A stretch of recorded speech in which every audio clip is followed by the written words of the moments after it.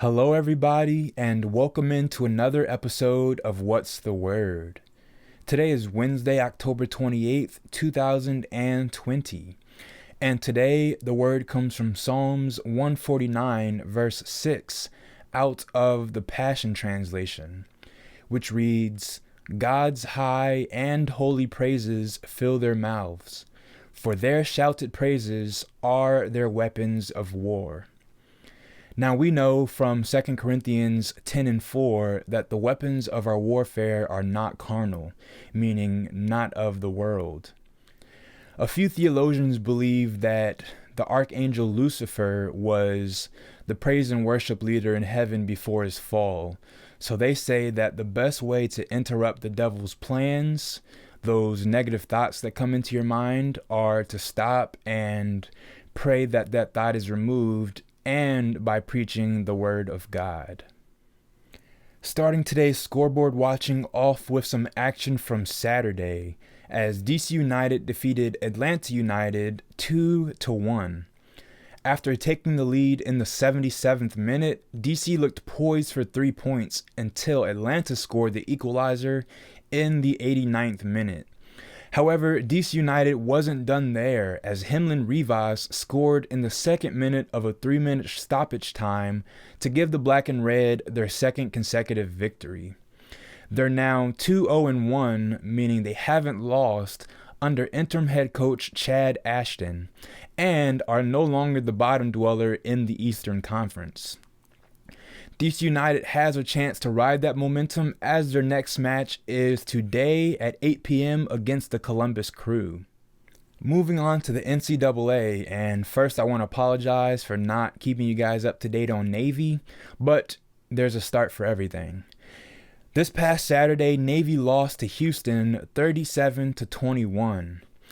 The game was within 3 at halftime, as Navy only trailed 16-13, but Houston ran away with the game in the second half. Next up for the 3-3 Navy is a matchup against the number 22 ranked Southern Methodist University. As for Maryland, in their Big Ten opener, they lost to Northwestern 43-3. They had a pretty good opening drive, but they ended up settling for a field goal, and that was the end of the positive news for Maryland. Taulia Tagovailoa, who is the younger brother of the Miami Dolphins' Tua, threw 3 interceptions and just looked rattled for the majority of the game. As for another sibling of an NFL player, Isaiah Jacobs, the younger brother of the the Las Vegas Raiders, Josh Jacobs, also lost a fumble. So it was an issue of turnovers for Maryland for the most part. Northwestern was able to capitalize, and they ran all over Maryland, quite literally, for the tune of 325 rushing yards and 4 touchdowns. Next up for Maryland is their home opener against Minnesota this Friday at 7:30 p.m. On to the NFL, where the Washington football team is finally back in the win column, defeating their bitter rival Dallas Cowboys by a score of 25-3. In this one, the offense looked dominating, albeit against a struggling Cowboys defense, struggling to say the least. Washington amassed 397 total yards of offense, 208 yards rushing, and 189 yards through the air. That rushing attack was led by rookie phenom Antonio Gibson, who ran for 128 yards and 1 touchdown on 20 carries. As for the leader through the air, Terry McLaurin had 7 catches for 90 yards, including a 52-yard touchdown. The most impressive part of the offense to me was the fact that they didn't turn the ball over. That is, unless you count the turnover and downs on the opening drive, but we'll get to that later. Kyle Allen did a pretty good job managing the football. As I mentioned, didn't turn the ball over, threw for 195 yards and 2 touchdowns. But before I can get to the defense, one more note on scoring, as Dustin Hopkins missed yet another field goal, his 4th miss of the season, and that's something to look out for. We'll see if anything develops from that. But on to the defense, and as I mentioned, that opening turnover and downs led Washington's defense to being able to get a strip sack and a safety. Landon Collins knocking the ball loose, which was recovered in the end zone by Dallas, and Washington was able to put a safety on the board. That was just one of their 6 sacks on the game, and linebacker Cole Holcomb, who week in and week out is showing his value for the team, added his first career interception. I can't talk about the defense without mentioning linebacker John Bostic's hit on Dallas's quarterback Andy Dalton. It was a very dirty hit.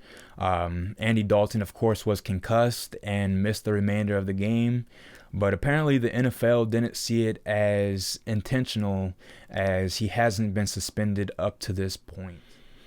As for some injury news, Landon Collins, who had that strip sack, left the game in, I believe, the first half, and the news is official. Landon Collins tore his left Achilles and will miss the remainder of the season. As for his potential replacement, Washington offered free agent safety Eric Reed a practice squad deal, which he declined.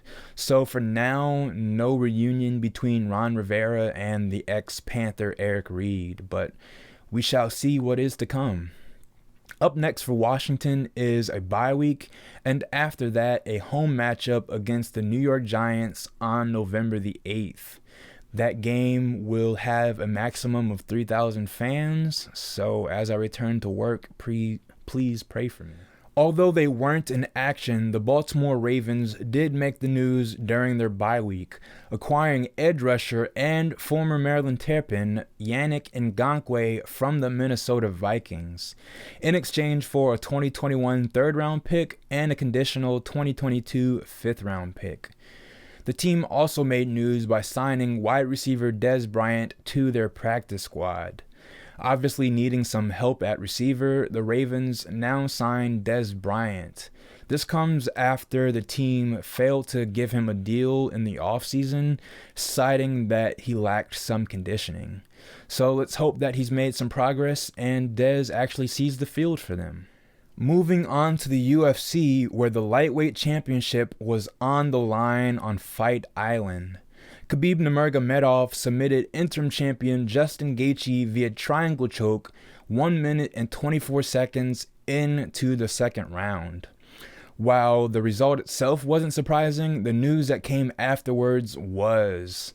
Khabib announced his retirement at 29-0 and the number 1 pound-for-pound fighter in the UFC. The news wasn't completely surprising, though, as many people expected Khabib to retire soon.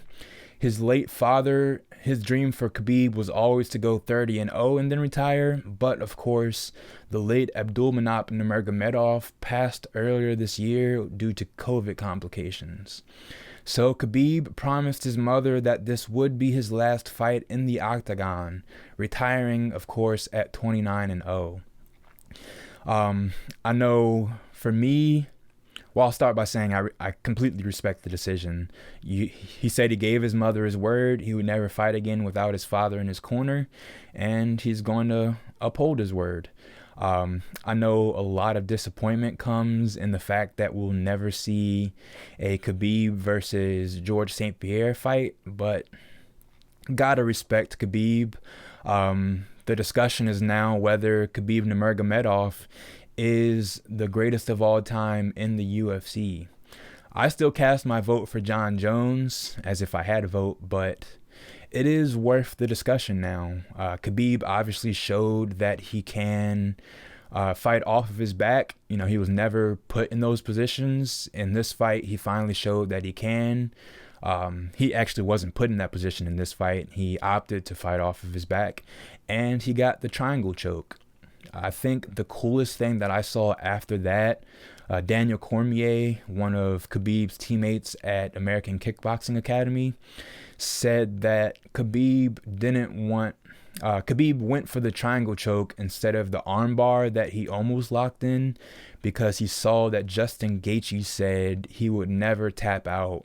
So Khabib, being the man of honor that he is, didn't want Justin Gaethje's parents, who were in attendance, to see their son get hurt. So what a way to round out his career. Prayers up to Khabib as he continues dealing with the loss of his father and as he continues his career, most likely as a coach. Next up, some baseball. And before I can get to the World Series, let me talk about my reigning World Series champion, Washington Nationals, as the team somehow agreed to a one-year contract with hitting coach Kevin Long. This comes after it was reported that Long's tenure in D.C. would come to an end. I know for rising star Juan Soto, this is some great birthday news, as the star celebrated his 22nd birthday on Sunday. Juan Soto, of course, called Kevin Long the best hitting coach he's ever had. In more team news, the Nationals re-signed infielder Josh Harrison to a one-year deal. And now I can talk about the World Series, as the Los Angeles Dodgers won their first title since 1988, finally capitalizing after reaching the World Series in 3 of their last 4 seasons. And of course, there are bigger storylines, but for Adam Kaloric, he becomes the first former Maryland Terrapin to win the World Series since 1969. Back when Ron Swoboda won the World Series with the New York Mets. Heading into the series, I predicted that Tampa Bay Rays second baseman Brandon Lowe would have a big impact, and that Los Angeles Dodgers relief pitcher Adam Kaloric would probably not even leave the bullpen. I was halfway right, as Brandon Lowe went, so did the Tampa Bay Rays. In every game that Lowe had a hit, the Rays won. In fact, every hit that Brandon Lowe had was a home run. He went 3 for 4 in the series, a 125 batting average with 3 home runs, 6 RBI, a walk, and 10 strikeouts. As for Kaloric, he actually did see game action in Game 4, pitching 2/3 of an inning, walking a batter, and striking out a batter. Interestingly enough, that strikeout came against Brandon Lowe. This marks the first time that Maryland Terrapins face each other in a head-to-head matchup in the World Series. Obviously, I said last episode that is the first time that former Terps would face each other in the World Series since 1917. But this is the first time that former Terps face each other head-to-head, with Kaloric getting the best of Brandon Lowe in a strikeout. As for the deciding game itself, there were a few controversies, as Tampa Bay manager Kevin Cash pulled his starter Blake Snell, who had only allowed 2 hits through 5 1/3 innings. Of course, this led to an implosion and the Rays lost. A lot of people will be reminded of the World Series last year, where Astros manager pulled Zach Greinke, I believe it was, and the Washington Nationals, of course, who had only had 1 or 2 hits at that point, came back and won the game. So another controversy surrounding baseball analytics. The biggest one, however, and a big head scratcher to me, was Los Angeles Dodgers Justin Turner was pulled during the 8th inning because of a positive COVID-19 test. And that just makes you wonder, this guy played pretty much the entire game after testing positive for COVID. He then, after the game, after he was pulled, was back out on the field celebrating the victory, and at times without his mask. So probably some more COVID positive tests to come out of the Los Angeles Dodgers and the Tampa Bay Rays. But, baseball somehow managed to make it the entire postseason without a single positive test. And what other way to end the 2020 season other than with a positive COVID test? Before I wrap up the episode, a pretty cool tidbit. My papa, my maternal grandfather, was also a Dodgers fan. So not only do his Los Angeles Lakers win, but his Dodgers won. And last year, his Kansas City Chiefs won. That, along with my favorite team, the Washington Capitals, winning the Stanley Cup in 2018, and the Nationals winning the World Series last year, as well as the Washington Mystics winning a title. I just want to say that nothing is ever really of consequence. Things don't just randomly happen. So I think that's pretty cool. And rest in peace, Papa. I love you so much. This goes for your Lakers and Dodgers. Thank you, everybody, for tuning in to another edition of What's the Word. God bless.